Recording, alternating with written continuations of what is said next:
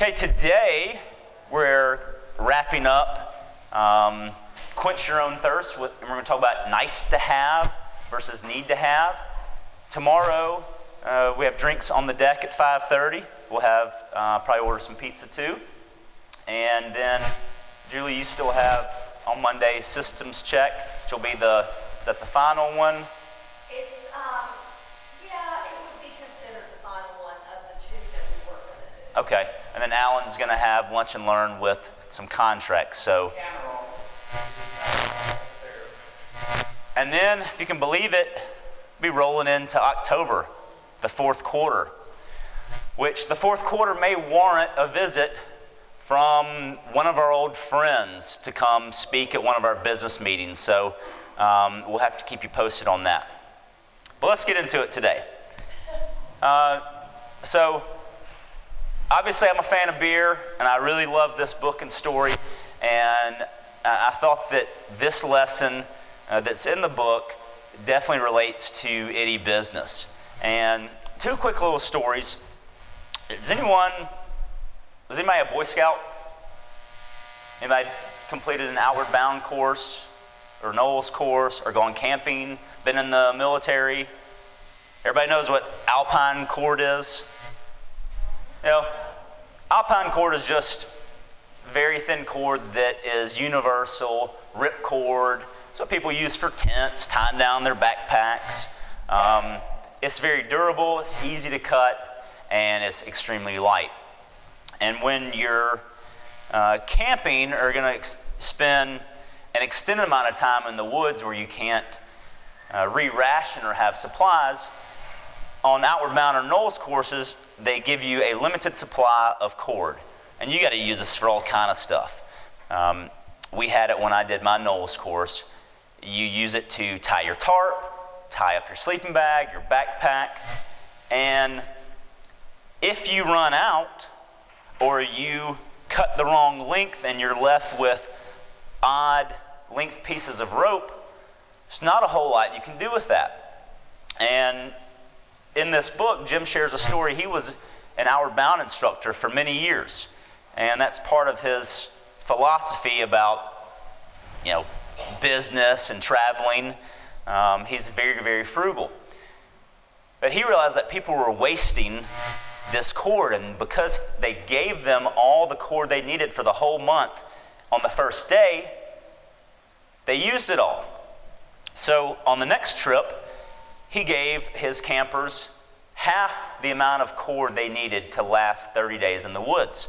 And so what did these folks do? Is they were tying loose ends together and doing whatever they could to make that rope and cord last the entire 30 days. They never resupplied them. So he learned that a lot of times, if you think there's more of something, you'll use up everything you have because you know there's always more. So he limited the supply. And he came up with this theory called the string theory, that some human beings will use everything they have if they're given, if they know they can get more, right? Y'all see that. People waste stuff all the time. And so the second story is when Jim was starting his business of Sam Adams, and he had a very successful uncle. And his uncle called up one day and said, "Jim, how's it going? What are you doing today?" He said, "Oh, I'm driving to New Hampshire. They got a computer sale up at New Hampshire. I'm going to go buy some computers." I said, "Wow, computers. What do you need a computer for?" I said, "Well, to track my sales and my expenses and run reports." And his uncle paused for a couple of seconds and goes, "Do you have any sales?" I said, "Well, no, I don't." I said, "Well, I suggest you don't go out and buy a new computer. I suggest you spend your time getting more sales." And we're going to come back to that later.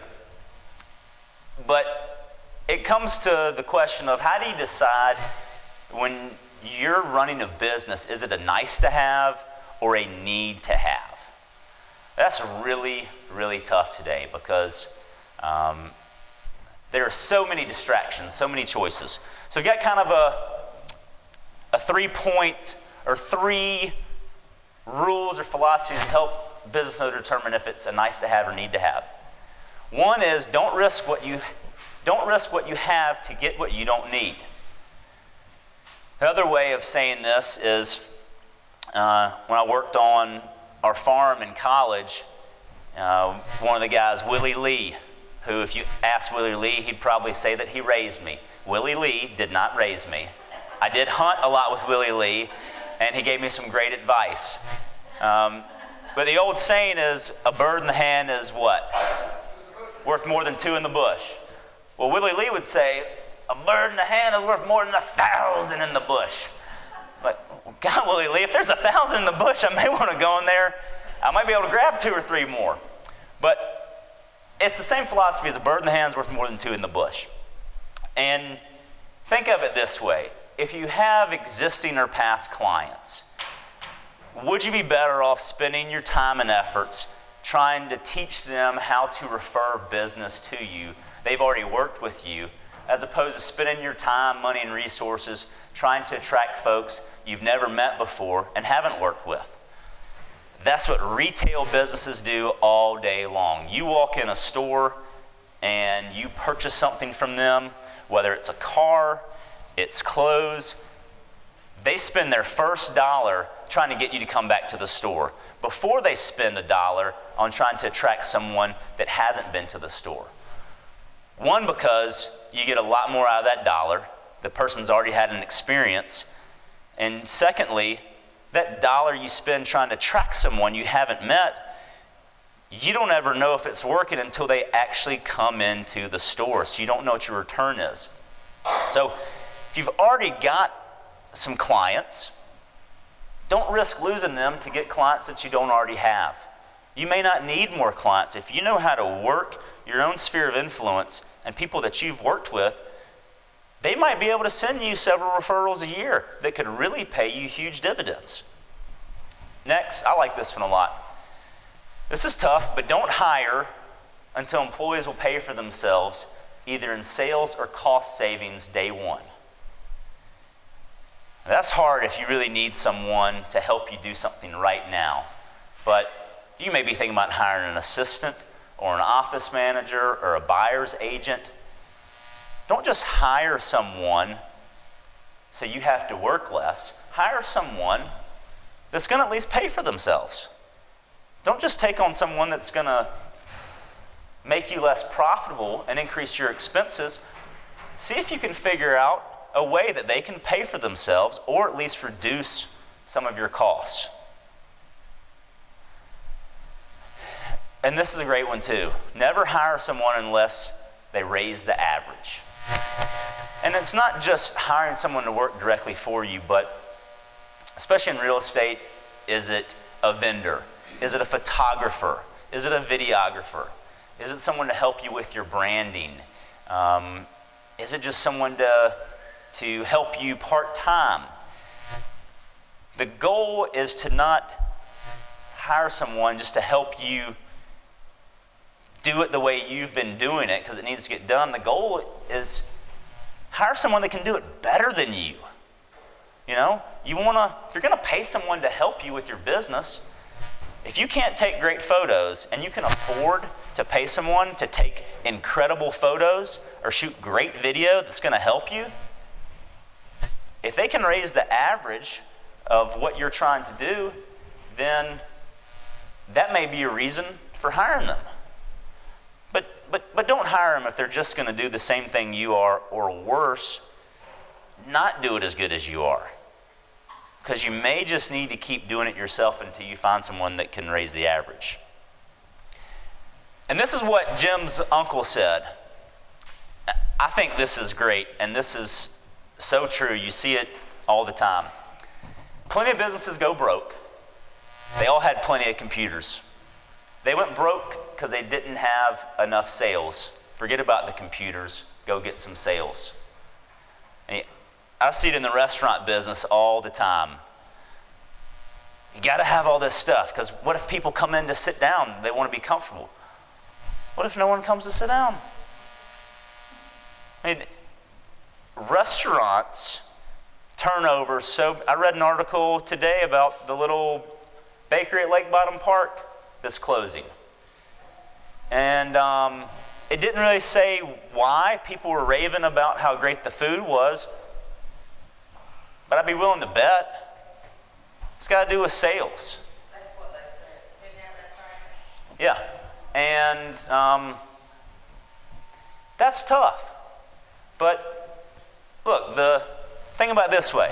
Okay, the iPhone 8 and iPhone 10. iPhone 10 looks really cool. And I have an iPhone 6, which I feel like I'm outdated for some reason because now they have 2 new iPhones. I used to buy I've had every new iPhone as soon as it's been released. You know what? The iPhone 8 and the iPhone 10 are not going to help me sell real estate. They're not going to do my job for me. They're cool, but I'm not dropping $1,000 on the iPhone 10 just so I can say I have an iPhone 10.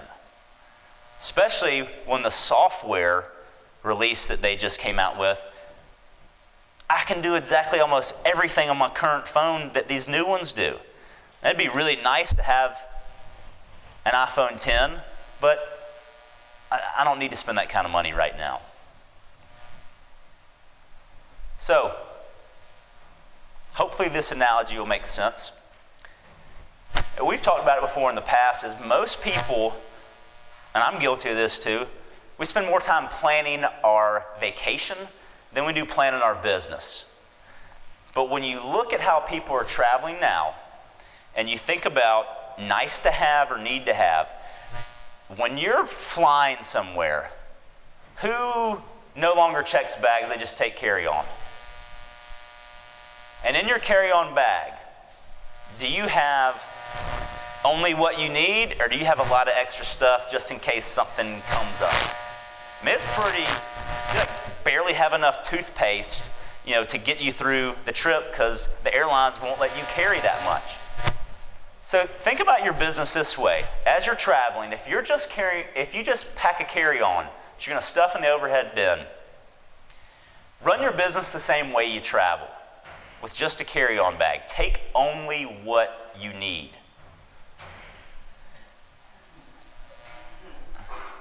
It's not what we mean by carry-on.